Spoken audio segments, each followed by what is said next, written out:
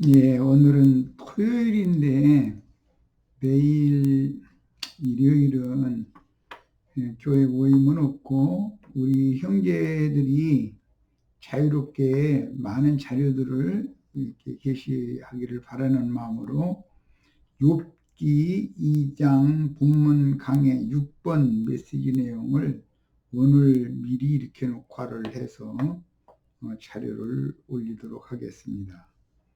내일은 이제 우리 형제들이 모두 다 자료 만들어서 게시해 주시기 바랍니다. 자, 욥기 2장 본문 강의 6번 자료는 욥의 세 친구에 대한 소개가 나오고 있는데 욥기 2장 11절로 13절의 내용입니다.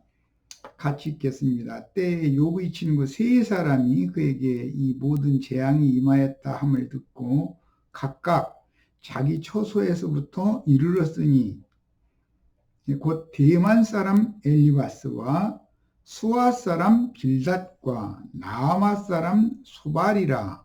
그들이 욥을 조문하고 위로하려 하여 상약하고 오더니 이렇게 시작이 됐고, 눈을 들어 멀리 보매 그 욥인 줄을 알기 어렵게 되었으므로 그들이 일제히 소리질러 울며 각각 자기 겉옷을 찢고 하늘을 향하여 티끌을 날려 자기 머리에 뿌리고 7일 7야를 그와 함께 땅에 앉았으나 욥의 곤고함이 심함을 보는 거로 그에게 한 말도 하는 자가 없었더라. 이렇게 욥의 세 친구와 욥의 관계를 욥기 2장 마지막 단락이 소개하고 있습니다. 여기에서 이제 욥에 대해서는 처음 시작할 때 이미 소개해 드렸었고, 아람 족속이다라는 거, 욥이 지금 거하는 땅은 동방 땅이라는 거 이미 소개를 해 드렸었고, 오늘 욥의 세 친구가 욥의 그 곤경을 당한 처지에 대해서 기별을 3, 4동네 먼 데까지도 그런 소문이 퍼졌다는 뜻이겠죠.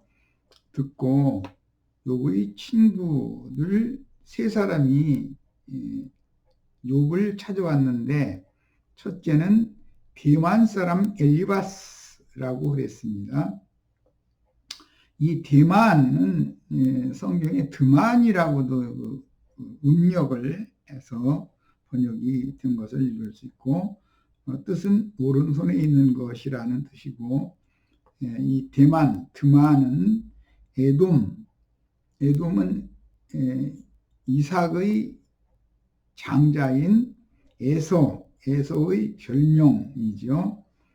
그 에돔의 도성으로서 세일산 기업을 스스로 일으킨 에서의 방백들 전체를 의미하는 인명으로도 쓸 수 있고, 그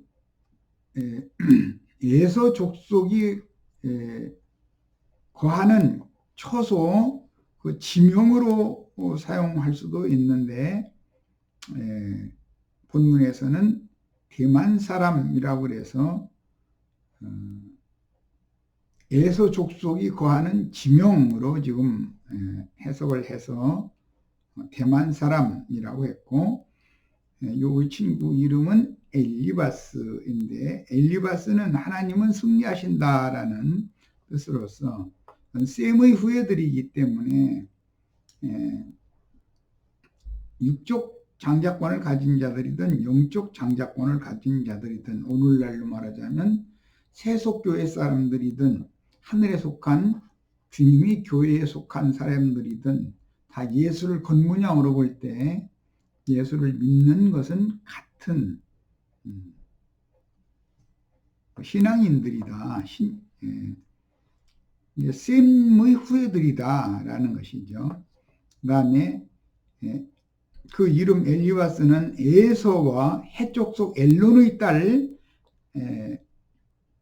에서는 가나안 여자 두 여자 취했고 그드라의 후손 여자를 또 취했어요. 세 여자를 취했는데, 에서와 가나안 해족속 엘론의 딸 아다 사이에 태어난 에돔 족속의 족장이죠. 창세기 36장 4절에 나오는 문구에 보면 엘리바스라는 에돔족의 족장 이야기가 나오죠. 그 다음에 수아 사람 빌닷 두 번째 친구 이름은 수아 사람 빌닷이라고 소개가 되고 있는데, 원 발음대로 하자면 슈히라고 이제 발음이 되는데 한글 번역에 수아라고 번역을 했어요. 이 슈히는 부귀라는 뜻으로서 슈히라는 그 인명으로 하면 유다의 아내였던 가나안 여자가 수아 사람이었죠. 수아이죠. 그 다음에 아셀 지파 헤벨의 딸 이름이 수아였는데 쓸어버림이라는 뜻을 가지고 있고, 그 다음에 아셀 지파 중의 소바의 아들 11명 중의 장남이 역대기에 보면 역대상 7장 32절로서 36절 사이에 자세히 소개가 되고 있는데, 수아라는 이름을 가진 아셀 지파 소바의 11아들들 중에 장남의 이름이 수아라고 나옵니다. 그 다음에 지명으로 이제 여기에서는 소개를 하고 있기 때문에 이것은 움푹 패여진 땅이라는 의미가 있어서 이것은 어떤 평지에서 보다 약간 이렇게 낮은 지대, 그런 지대를 뜻하는 의미로 사용이 됩니다. 아브라함의 후처인 그드라의 소생, 즉 아라비아 족속의 조상이 수아였지요. 그 다음에 욥기 본문에 나오는 사람 빌닷이라는 사람은 주가 사랑하셨다라는 뜻의 수아인데, 그 수아가 큰 기업을 얻어가지고 거처로 삼은 지명으로 지금 인용이 되고 있어요. 그러니까 이 사람은 아브라함의 후쪽 그드라의 소생 중에 수아라는 사람이 또 동방 땅에서 큰 기업을 일으킨 사람이다라는 걸 알 수 있고, 그 수아라는 이 지명의 뜻으로 하자면 움푹 패인 땅이라는 의미이지만 인명, 사람을 말할 때는 우물이라는 뜻을 가지고 있습니다. 중동 지역은 물이 나오는 우물이 그 대대로 흘려 내려오는 오아시스라고 그러는데, 그 우물의 후사를 위하여 아버지가 축복으로 주는 기업이라는 것을 여호수아 1장에 보면 자세히 읽을 수가 있어요. 여호수아가 갈렙이 자기 딸을 자기 조카에게 이제 시집을 보내면서 웃셈과 아랫셈을 이렇게 기업으로 주었다라고 기록하고 있습니다.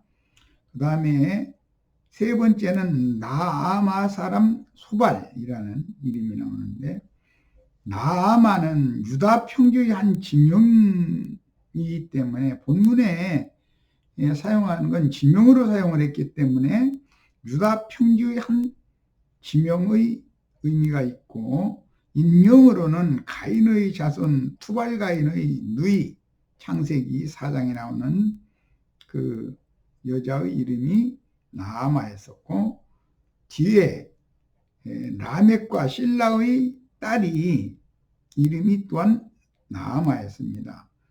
훗날 가나안 땅에 들어갔을 그 이후로는 솔로몬의 아내 르호보암의 모친 이름이 나아마라는 여자였습니다. 이것은 열왕기상 14장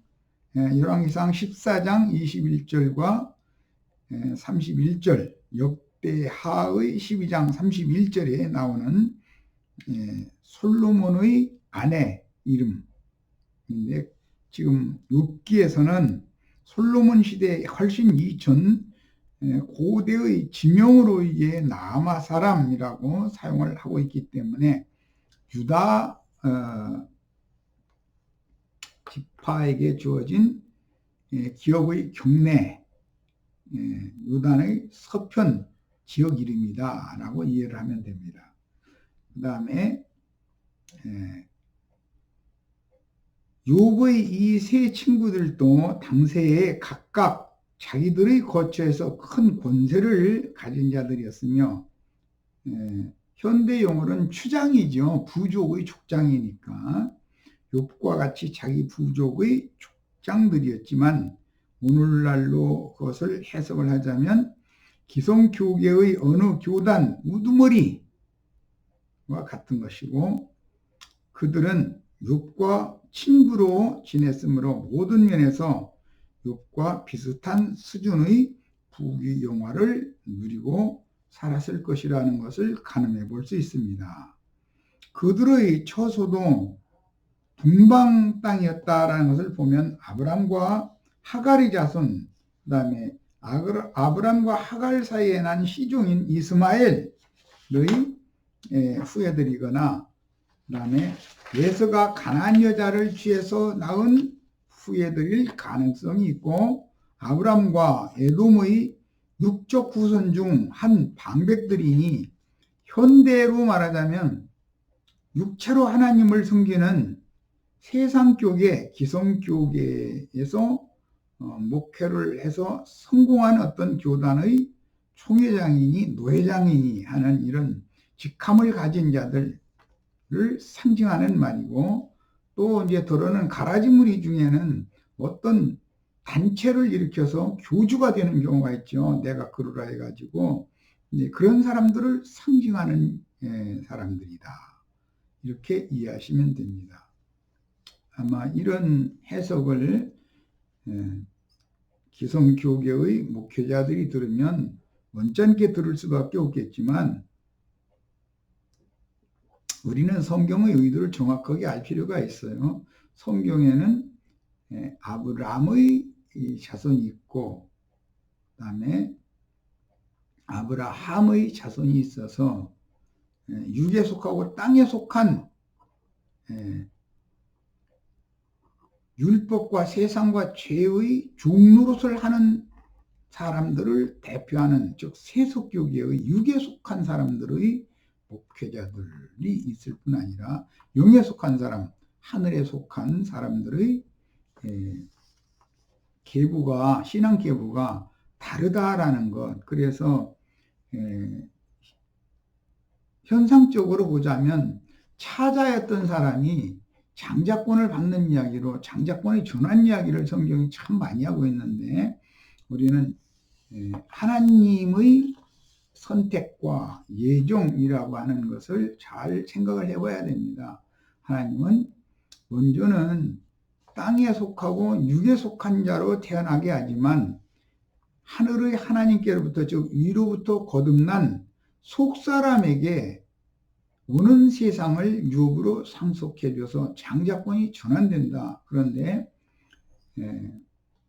첫 아담 세계인 혈통과 육정과 사람의 뜻으로 난 장자권자들인 세속교계의 지도자들은 이 세상이 존재하는 동안은 세상에서는 그들이 왕노릇하고 장자권을 행사할 수 있지만, 주님의 나라, 메시아의 나라가 성취가 되면 그들은 제일 잘 되면 이제 하나님의 백성들이 될 것이고, 대부분 목회자들이라는 사람들은 마귀와 그 사자들이라고 표현한 중에 사자들에 들어가기 때문에 마귀의 왕국인, 즉 영이 죽을 뿐 아니라 혼까지도 죽은 둘째 사망을 당한 자들을 감시하는 그런 역할을 세세토록 담당하는 지옥사자들이 될 것이다 라고 하는 것에 대해서 깊은 인상을 받으셔야 됩니다.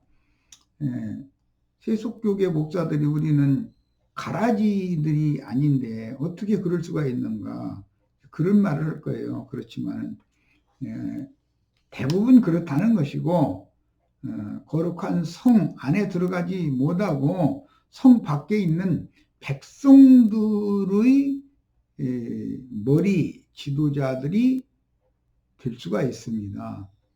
그러나 그들은 때를 따라서 생명나무 이파리로 영원토록 주기적인 치료를 받아야 하는 사람들이 된다라는 것에 대해서 많은 이해를 분명하게 하셔야 되겠고, 깨달음을 따라서 신앙이 도움을 받기 위해서는 진리의 지식이 다 분명해져야 됩니다. 세 친구가 욥을 주문하고 위로하기 위해서 서로 간에 상략하고 온 것을 보면 세상적으로는 더없이 가깝게 지내는 사이였음을 알 수 있고, 상사, 즉 무슨 초상이 난다거나 혼사 등의 경사가 있을 때는 서로 상통하고 지내는 사이였을 것이며, 그들 사이에는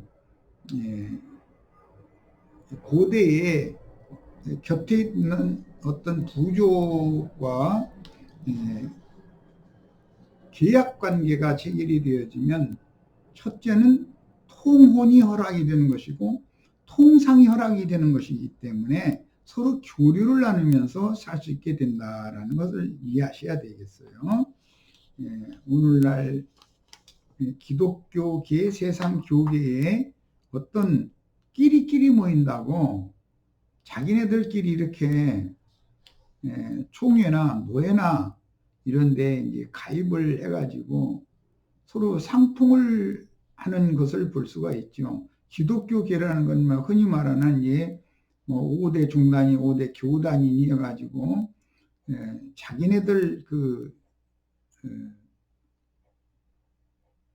머리가 되는 사람들은 가끔 총회나 노회 등에 이렇게 같이 날짜를 정해서 모여서 서로 상통하고 지내고 이런 거를 알 수가 있습니다. 5대의 족장시대에는 근린에 거주하는 이웃과 화친하고 동맹관계를 맺어야만 자기 종족이 안전을 보장받을 수 있었으므로 욥의 세 친구들은 각기 자기 종족의 족장, 오늘날로 말하자면 추장들이고 제사장들이요, 자기 종족의 왕이며 제사장인 거죠. 동맹관계를 맺은 사이였을 것이다라는 걸 가늠해 볼 수가 있습니다. 친구라는 말은 현대 우리들이 생각하는 뭐 친구 그런 개념이 아니고 동맹관계라는 개념인 것이죠. 욥은 당시에 한꺼번에 10자녀와 종들을 출산해야 하는 크나큰 아픔을 당하고 있었고, 자신의 몸마저도 악창, 즉 악성 종기에 의하여 고통을 받는 중이 있었습니다. 성경에서 이미 설명을 했었지만 악성 종기란 인간이 교만해져서 하나님을 거역하고 대항하는 자에게 나타나는 하나님의 징벌의 표징이었는데, 뭐 제일 대표적인 왕을 들자면 히스기야나 아사 같은 경우 그 나병이 발했었죠. 그 다음에 레위기 13장에서 15장 사이에 보면 나병으로 진단하는 경우가 있는데, 이것은 악성 종기를 포함하는 그런 단어였습니다. 그 다음에 욥의 아픔과 고난을 주문하고 위로하기 위해서 욥에게 온 그의 친구들은 사실상 옛사람 욥의 천연적인 혼을 뒤에 흔들어 놓고 속 뒤집는다고 그러죠. 현대어로는 육신에 속한 자아가 감추어진 욥이라는 사람의 종교성 속에, 혼적인 종교성 속에 감춰진 온갖 쓰레기들을 토해내도록 비우상하는 말을 그냥 사정없이 해대도록 하나님이 의도적으로 보내신 거예요. 그래서 하나님의 일에 이 욥의 세 친구들은 쓰임을 받는 종들이다라는 것을 아셔야 됩니다. 그들이 하는 그 말이 뭐 계속 이어지게 되는데 보면은 참 다 하나님 박사들이죠. 오늘날 말하면 신학 박사들이죠. 그래서 모르는 것이 없어요. 언변도 얼마나 좋은지 모르겠고. 그런데 그런 모든 말들은 욥의 속을 천연적인 욕, 혼적인 욕을 뒤집어 놓는 역할을 하게 됩니다. 욥의 속에 내재 있고 은밀하게 감춰져 있던 것들을 다 쏟아내게 만드는 역할을 하는 사람들이죠. 욥은 아내에게 아픈 말을 들었지만 아내는 자신과 같은 입장이고 같은 처지이기 때문에 욥의 자녀들이나 욥의 종들이나 욥의 재산이라는 건 그 아내의 자녀도 되고 아내의 재산도 되는 거기 때문에 아내의 종들도 되고 그렇기 때문에 입장이 같은 거예요. 한 몸이니까. 그런데 그녀에게 독한 말을 들었을 때 욥의 가슴에는 날카로운 빗으로 찌른 것 같은 아픔이 더했을 것이지만 태연한 척하면서 오히려 더 무게를 잡고 그다음에 아내를 점잖하게 나무라는 그런 내용들을 지난 시간에 우리가 다 말씀을 읽었습니다. 그러나 아내에게도 말하지 못할 욥의 고통은 참으로 깊었고 자기 속에 들어있는 분심의 온갖 쓰레기들인 불만, 불평 이런 것들 악하고 독한 분심과 원망과 저주의 말 이런 것들을 늘어놓을 수 있는 어떤 여건이 마련되어져야 되는데 그의 욥과 그 친구들로 계시하고 있는 동맹을 맺은 부족장들이 와서 욥의 비를 상하게 하는 말을 자꾸 건드림으로 처음에는 잠잠하지만 오래 참고 견디기 마련이니까 그러나 시간이 지나면 다 쏟아내 놓게 마련입니다. 하나님은 이것을 위해서 욥의 그 친구들이라고 소개한 주변의 부족장들을 욥에게 보낸 거예요. 아내는 가깝기 때문에 독소를 퍼부어도 시간이 지나면 소화를 하고 스스로 그것을 삭히고 이렇게 해서 삭혀서 넘길 수 있지만 실제로는 동맹관계인 것 같으나 경쟁관계인 주위의 부족장들이 와서 속을 뒤집어 놓는 말을 계속하면 듣다가 이제 나중에는 속에 들어있는 것을 다 쏟아내는 때가 온다는 거죠. 이것이 하나님의 일이다라는 걸 이해가 꼭 있어야 됩니다. 지금 한 이 말이 이해가 안 되면 욥기를 헛읽은 거예요. 그래서 욥의 그 세 친구들은 동방에서 내노라 하는 쟁쟁한 부족장들로서 신약의 표현으로는 악하고 게으른 종의 술 친구들인데 서로의 경계 대상이면서도 옛사람의 혼적 지식인 선악을 아는 지식으로 굳어진 속내를 털어놓고 대화라는 형식을 빌려서 나름대로 하나님에 대한 지식을 자랑하여 상대방을 정죄하고 자신을 세울 수 있는 말재주가 아주 능통한 종교인들을 상징한 것이다. 오늘날 교계의 목사님들의 사회, 그들의 세계가 어떤가를 지금 드러내고 있는 거예요. 욥의 친구들은 그가 평소와 같이 당당하고 경쟁하던 욥의 모습이 아니었으므로 무엇라고 조문하고 위로의 말을 해야 할지를 모르고 다만 7일 동안이나 낮과 밤을 같이 지내면서 애도하는 척하며 욥의 눈치만을 살피고 있었지 아무도 입을 여는 자가 없었습니다.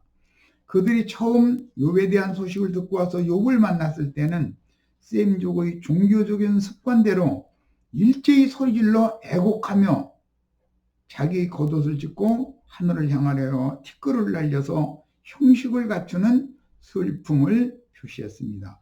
그러나 이런 행동은 다만 슬퍼한다는 뜻을 표명하는 종교적인 형식일 뿐이지 실제로 욥의 아픔을 달래주는 데는 아무런 도움도 되지 못하였고, 오히려 그 친구들이 안 온 것만도 묻은 거예요. 욥으로 봐서는 자존심 팍팍 뭉개지는 거죠. 욥의 자존심을 뭉개고 또 욥이 생각지도 않던 다른 어떤 분노와 격정적인 것과 이런 상처를 입혔던 것입니다.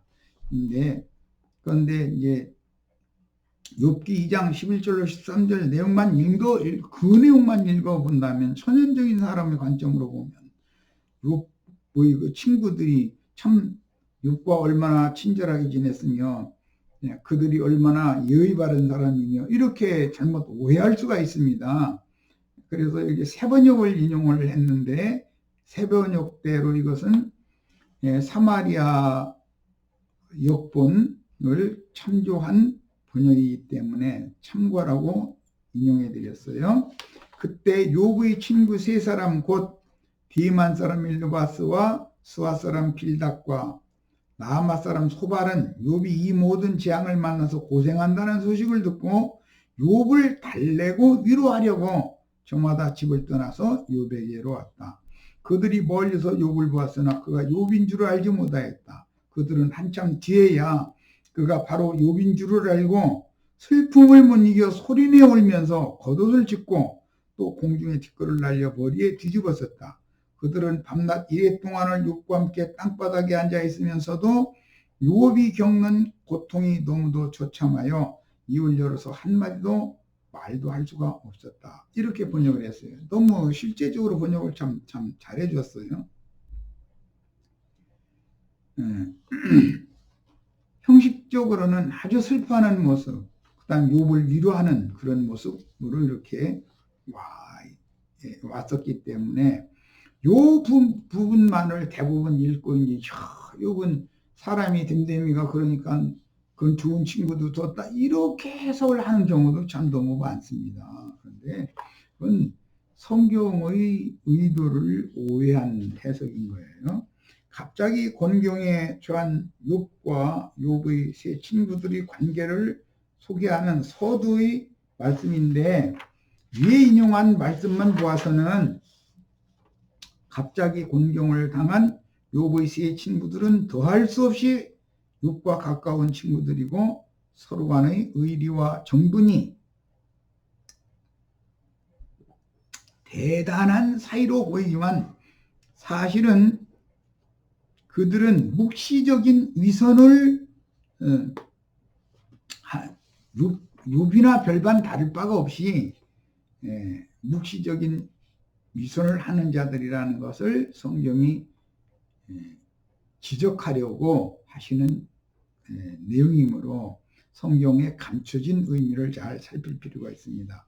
이것을 이제 직설적으로 욥기 32장 3절에 엘리후는 또 세 친구에게 화를 내면 그들이 능히 대답하지 못하면서도 욥을 정죄함이라 그랬습니다. 그러니까 욥의 친구들은 욥과 많은 변론을 하는 중에 욥이 뭔가를 잘못해서 네가 이런 하나님의 징벌을 받는 거다라고 정죄를 하는데 급한 사람들인 것이지 욥을 위로하는 목적으로 온 사람들이 아닙니다. 그러니까 욥기 2장 11절로 13절의 그 말씀만을 읽고 성경을 해석하면 성경의 본래의 의도가 왜곡된다는 거죠. 욥기 41장 7절 또 읽어드립니다. 여호와께서 욥에게 이 말씀을 하신 후에 여호와께서 대만 사람 엘리바스에게 이르시되 내가 너와 네 두 친구에게 노하노니 이는 너희가 나를 가리켜 말하시되 종 욥의 말같이 옳지 못합니다. 했습니다.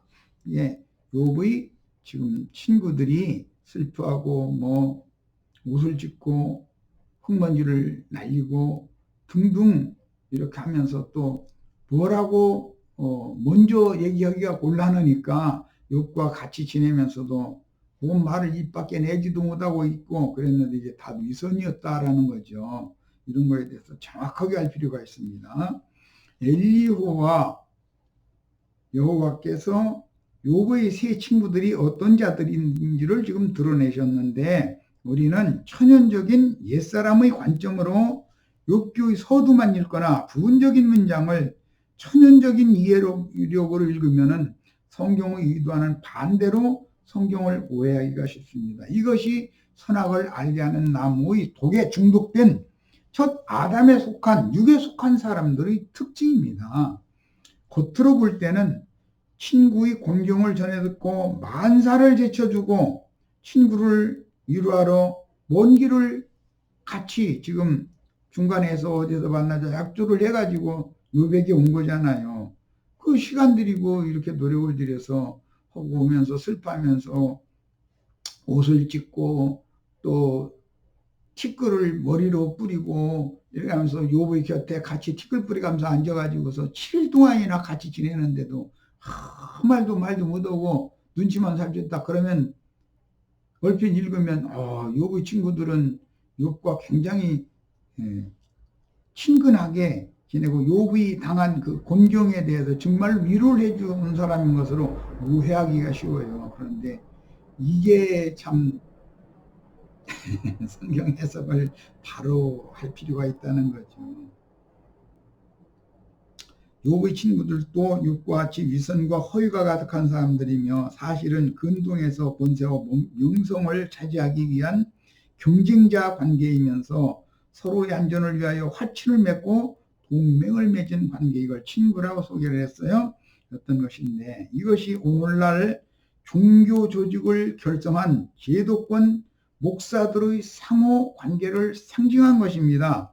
속세의 바다 짐승들의 세속 나라, 세상 나라에서도 큰 세력을 가진 대국과 주중 관계를 유지하지 않으면 생존이 불가능하므로 약소국은 항상 종주국의 눈치를 살피며 큰 나라의 주권자가 하자는 대로 따를 수밖에 없듯이 제도권의 목회자들은 많은 인수를 자랑하는 대형 예배당 목회자의 주장을 무시할 수가 없는 것이 세상 나라의 질서인 것입니다. 앞으로 전개되는 욥과 세 친구 사이의 길고 긴 변론을 자세히 살펴보면 욥과 그의 세 친구를 겉으로 볼 때는 더없이 가깝고 좋은 관계이면서도 속으로는 서로가 경쟁자의 관계라는 것을 드러내고 있습니다. 욥의 세 친구는 겉으로 볼 때 가까운 친구가 곤경을 당하여 고생하고 있다 하니 날짜를 잡아서 함께 욥을 위로해 주러 모인 것처럼 보이지만 그들 역시 욥에 못지않은 위선자들이기 때문에 그들의 속내를 직접적으로 드러내지 않을 뿐입니다. 종교계에서 누가 명성을 떨치며 많은 인수를 모아서 큰 세력을 확장해가면 동무종들 곧 술 친구들은 겉으로는 더 가까워지는 것 같이 조신하지만 사실 내심으로는 경쟁자로 여기는 것과 같은 이치입니다.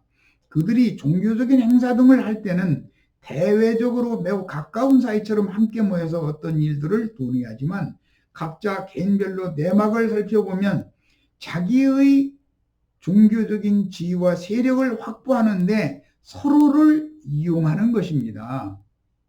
욥은 욥대로 그의 세 친구는 그들 나름대로 하나님의 손에서 인간의 중심과 내면을 드러내고 왜 하나님의 자비와 긍휼로 인한 구원을 베푸실 중보자 곧 제사장 메시아가 필요하며 인간은 어떻게 구원을 받는가라는 성경의 중심 사상인 구속에 대하여 증거하기 위해서 하나님이 쓰시는 도구들일 뿐인 것입니다.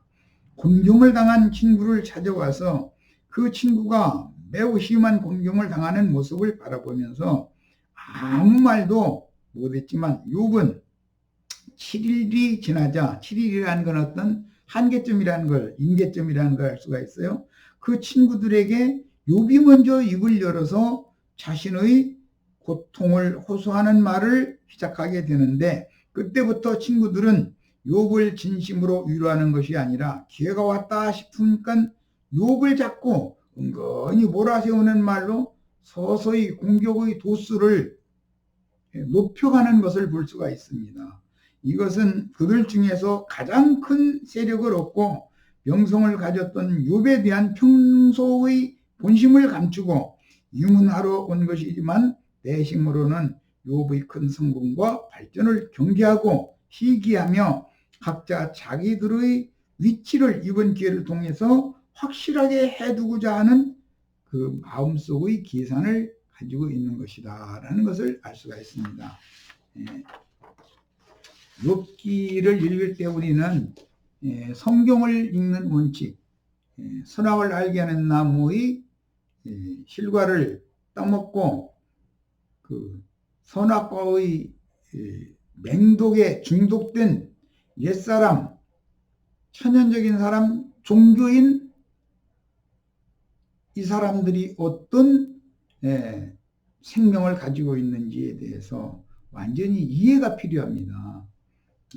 선악을 알게 하는 나무의 실과로 상징된 훗날의 모세의 율법에 심취하면 당연히 모든 사람들은 겉으로는 다 선한 사람, 의로운 사람인 것처럼 행세를 하지만 내심으로는 육신의 생각에 잡혀있기 때문에 죄성이 역사하고 있고 세상의 영이 역사하고 있고 율법의 저주가 역사되고 있기 때문에 그 사람은 반드시 욥의 친구들과 욥의 관계와 같이 드러나게 된다는 것. 진실하게 사람을 대하지 않는다는 것.